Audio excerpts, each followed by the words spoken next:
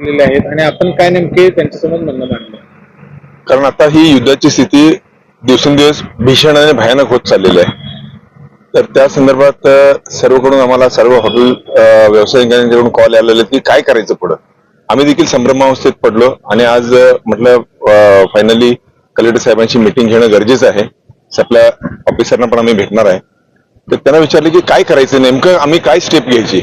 तर त्यांचं म्हणणं आहे की केंद्र शासनाचा कडून ज्या पण सूचना पुढच्या येत नाही तोपर्यंत आम्ही काही करू शकत नाही. कारण सप्लाय सगळा त्यांच्या हातात आहे. जरी किती काय म्हटलं तरी लोकल जे घरगुती सिलेंडर वापरतात घरगुती लोकांसाठी ते सप्लाय देणार आहेत, हॉस्पिटलसाठी देणार आहेत, एज्युकेशन हबसाठी देणार आहेत. पण कमर्शियल म्हणजे इंडस्ट्री किंवा हॉटेल करता त्यांनी आता थोडेसे निर्बंध घातले आहेत. कारण जोपर्यंत सप्लाय सुरळीत होत नाही तोपर्यंत ते काही शाश्वती देत नाहीत.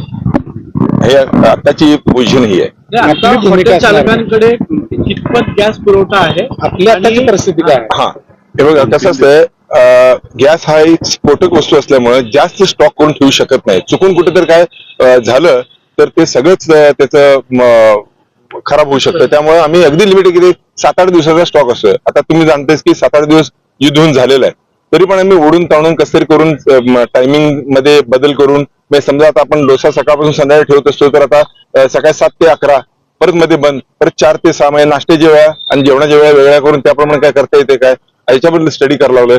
कोळशाची शेगड्या वापरता येतील का, डिझेलचं किंवा आणि काय पर्यायी व्यवस्था सोलारवर काय करता येईल का, याचा आता अभ्यास चालू आहे.